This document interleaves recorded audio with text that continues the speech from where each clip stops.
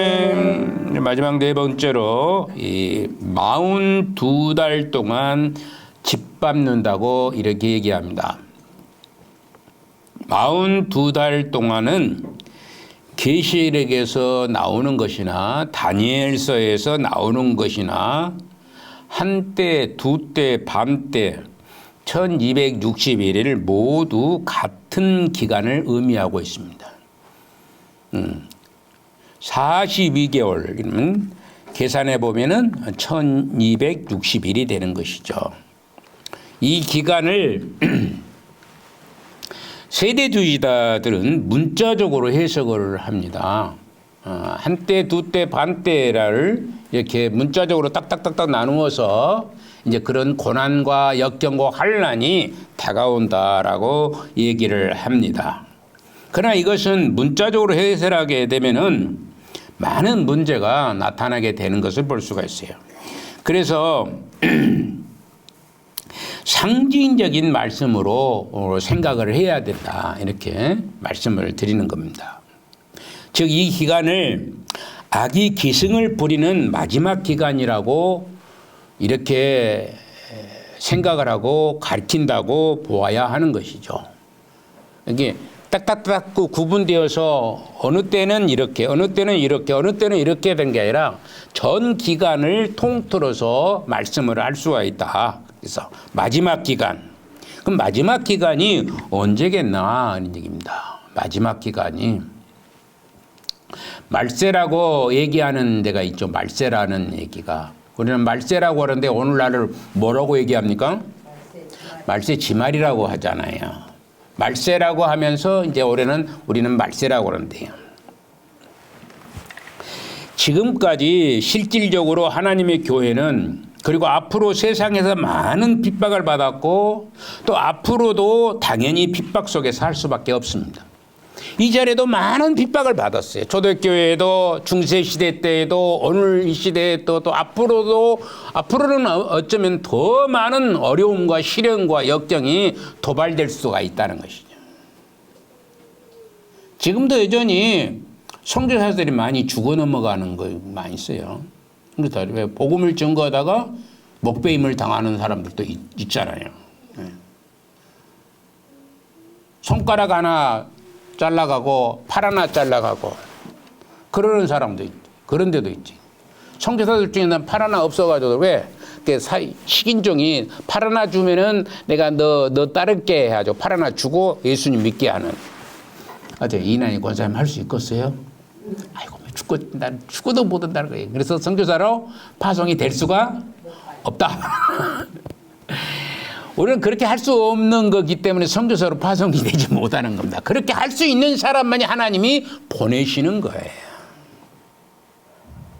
그런 힘을 가지고 그런 믿음을 가지고 그런 권세자가 있을 때에 하나님께 그분을 택하여서 부르셔서 당신의 일을 하시는 겁니다.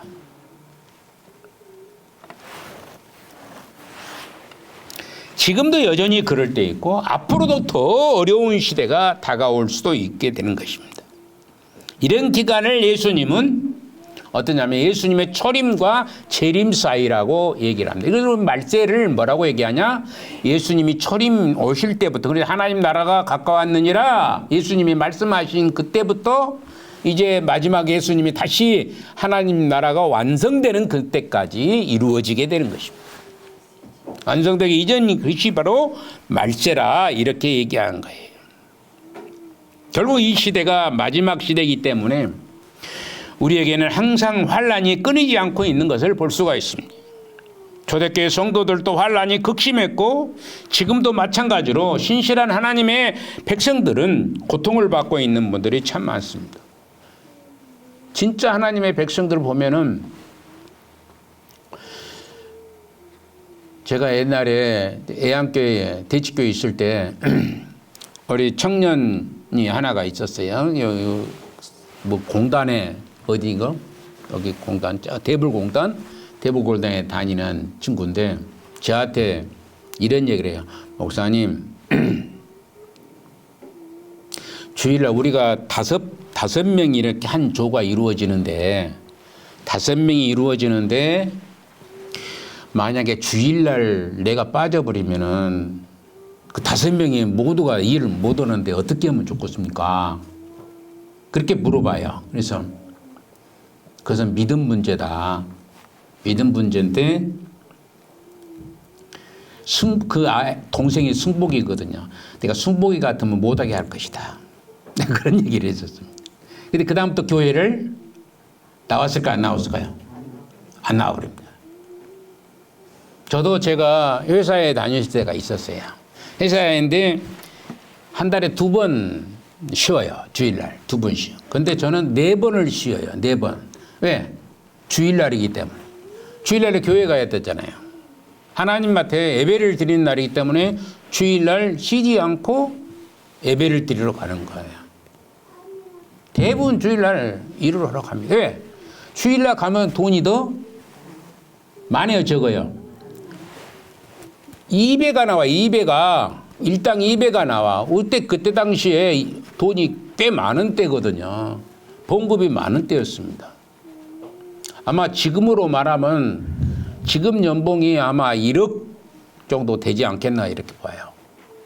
그때 당시 중고등학교 선생들의 봉급이 20만 원, 20만 원. 20만 원인데 제가 60만 원, 66만 원, 70만 원 이렇게 받았거든요. 다른 사람하고 똑같이 받더라고요, 이상하니.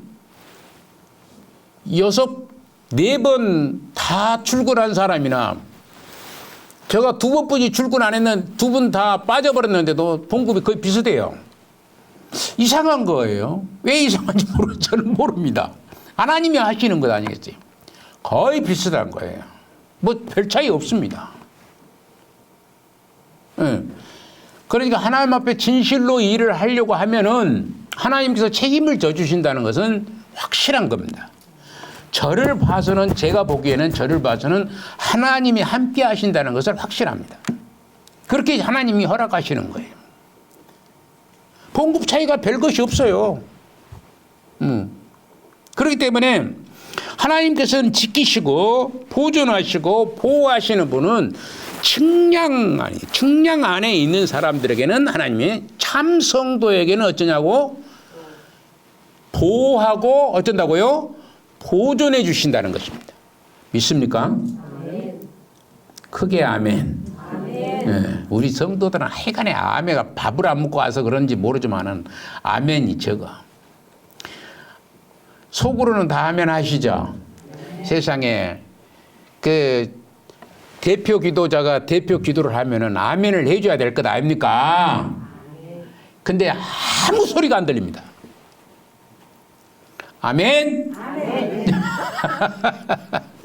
아멘을 좀 해야 돼요. 아멘을 많이 할수록 믿음이 들어갑니다. 우리 처형 권사님이 그러더라고요.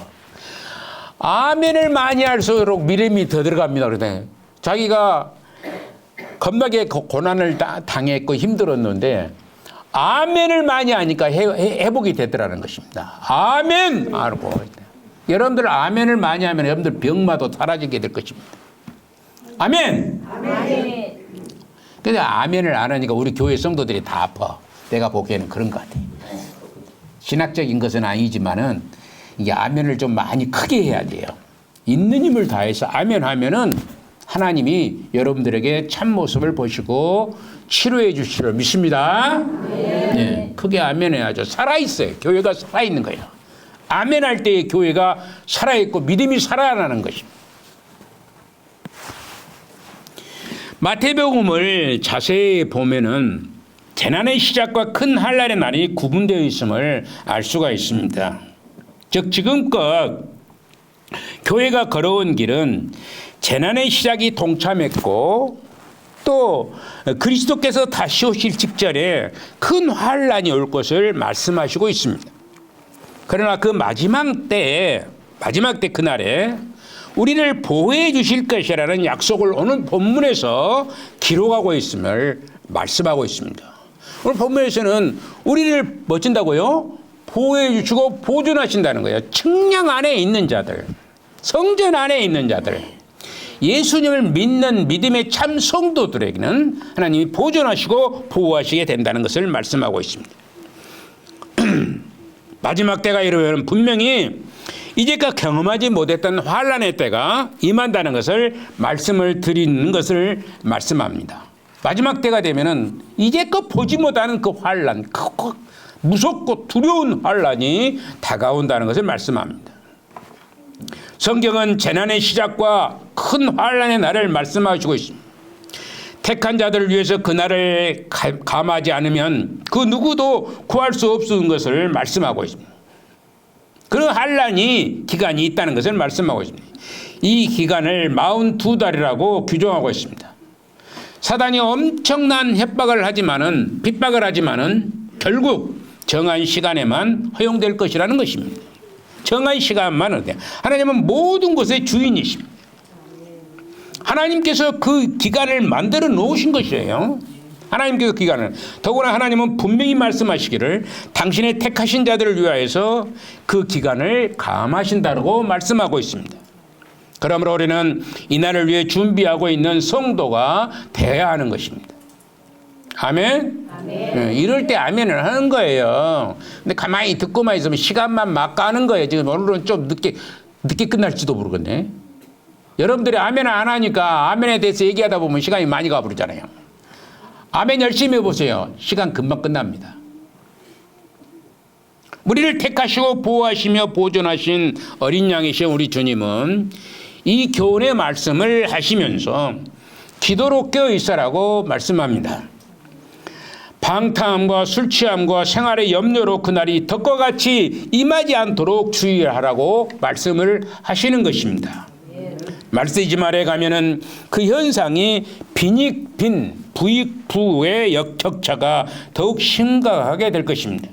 만약에 우리가 살아있을 때 주님의 재림을 만회할 수 있는 그런 백성이라면은 그 고통도 이 환난도 통과하게 될 것입니다. 그래서 깨어 있으라고 하셨고 경성해야 한다라고 말씀합니다. 그러나 이런 질고와 환난이 온다고 할지라도 걱정하거나 염려할 필요가 없습니다. 다만 기도하고 준비하는 그런 깨어있는 삶을 살아가면 되는 것입니다. 왜냐하면 하나님께서 우리를 유로하시기를 하나님의 성전과 제단과 그 안에 경배하는 자들을 보호하시고 보존하시고 위해서 측량을 하셨기 때문에 그러는 것입니다. 이미 측량을 해놓은 것입니다. 측량을 해놓았기 때문에 그 안에 있는 자들, 하나님의 교회 안에 있는 자들을 보호하시고 보존하신다는 사실입니다. 측량권 밖에 있는 자들은 결국 멸망의 도에 짓밟히고 말지만은 측량 안에 있는 자는, 측량 안에 있는 우리는 하나님께서 친수로 보호해 주실 것입니다. 공포와 고난의 바람이 불어오지만 하나님의 측량권 안에 있는 사람들은 하나님의 보호와 보존을 받게 되는 것입니다. 실인즉 하나님을 믿는 것 때문에 시련과 순교와 죽음을 맞이할 수 있지만은 우리의 궁극적인 구원은 그리스도 안에 보장되어 있다는 것을 믿어야 할 줄로 압니다. 그리스도 안에 우리가 있다는 것입니다. 우리가 살아남기 위해서 이리 뛰고 저리 뛰고 할 필요는 사실 없습니다. 그리스도가 여기 있다 저기 있다 외치는 자의 소리를 들을 필요도 없습니다. 우리 안에 진리의 영이 우리를 진리 가운데 인도하실 것이기 때문입니다. 우리를 진리로 인도하실 분이 진리의 영이신 성령께서 우리를 인도하시기 때문에 이리 뛰고 저리 뛰고 할 필요가 없다는 것이죠. 마지막 때가 오면은 그리스도가 여기 있다 저기 있다가 수도 없이 우주국순처럼 더 나타난다는 것입니다. 앞으로 더 우리나라에 5,000명이나 되는 예수가 있다고 그러다 그러잖아요. 그런데 앞으로는 더 많이 생길지도 모르는 겁니다.